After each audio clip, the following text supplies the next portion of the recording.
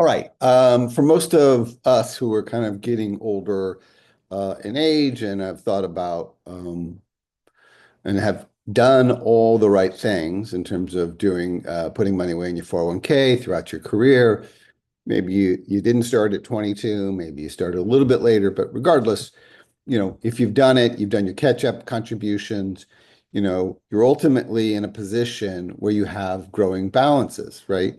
And, if you kind of look at what could have happened if you get anywhere, we'll say between 500 and a million, what does that mean in terms of, your ability to leverage that money either for your retirement, for your family, for other reasons, right? Um, and the reason that we talk about this 401k trap, and it also can be extended to an IRA as well, is that, you know, you the money is there, it has grown, it has been put aside, all of that is all positives. But at some point, you got to take it out.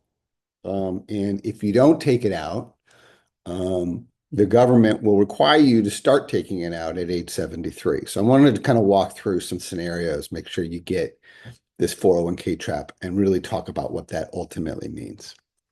So when we look at, sorry here, I recommend that if you have a balance that you go to the AARP RMD calculator, required minimum distribution calculator.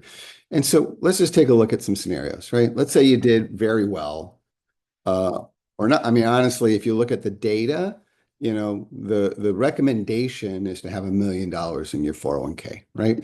And let's assume that you're going to keep that money active in the market.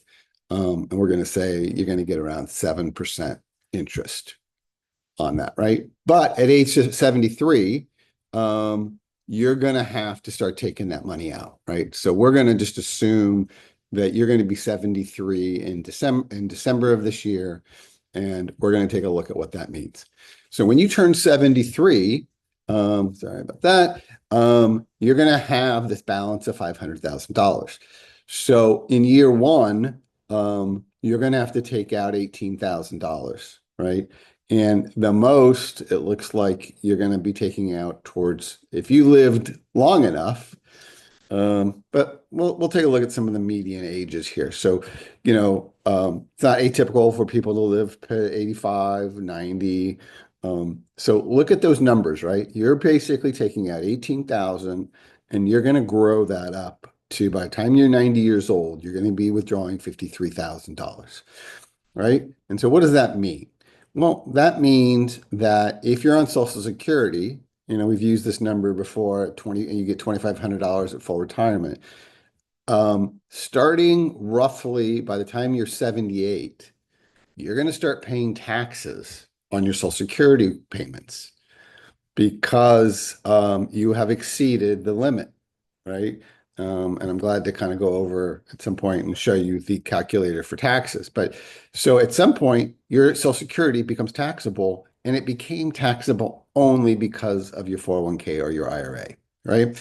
And so, you're paying taxes on this 26,000, and you could be paying taxes on a growing amount of your Social Security up to 85% of your Social Security. So if I was making $30,000 in Social Security, let's say, for example, I get up to 82, I got $34,000 and I'm paying 34, my taxable income is now $34,000 plus 85% of my 30,000 that I'm getting from Social Security. So, you can kind of do the math on that, and you're going to be paying taxes on about $62,000 a year.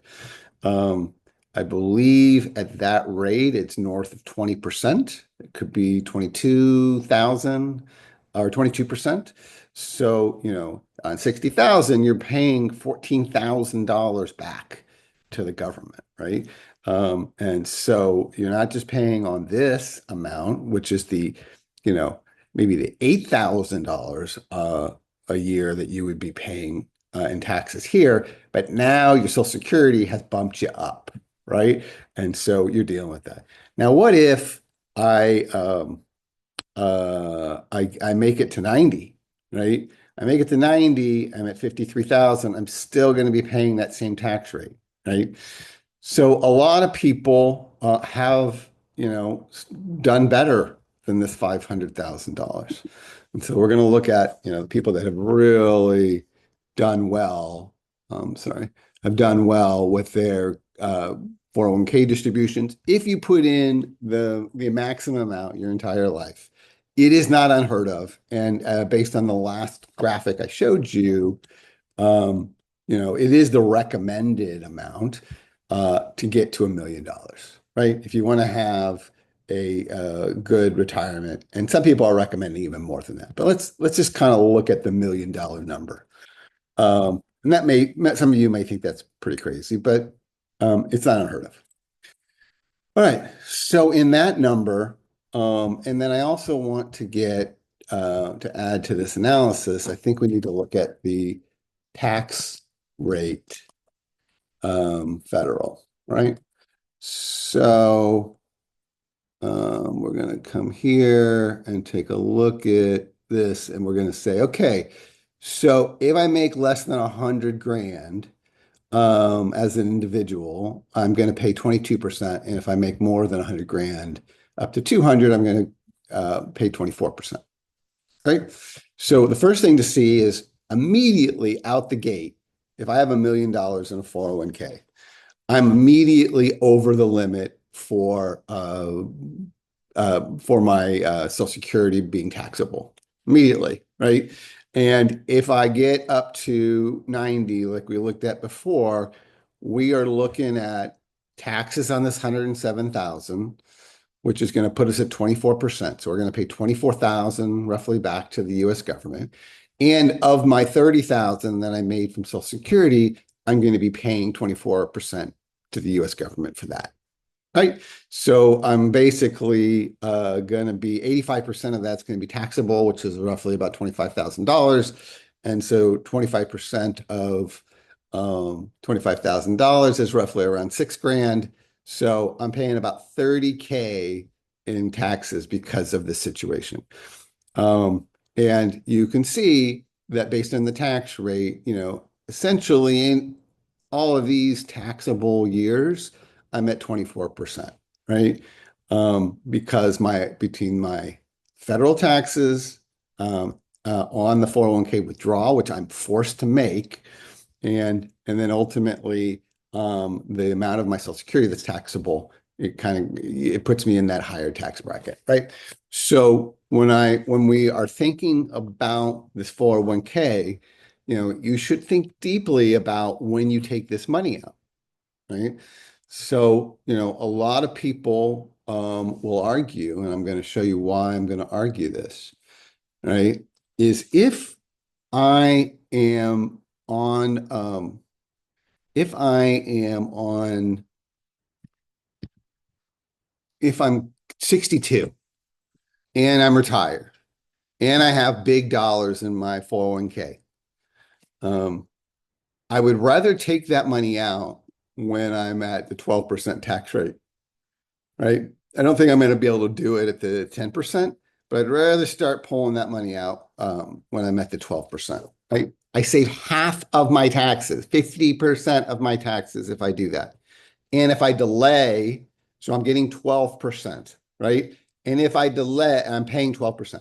If I delay going on to Social Security till I'm 70, and I'm pulling money out of my 401k at 62, which I'm allowed to do, and I do that all the way up until I'm age 70. For those 6 years, I can pull that money out at 12%, which is a good deal for me, right? And by the way, my Social Security payment is going up by 24% because I waited.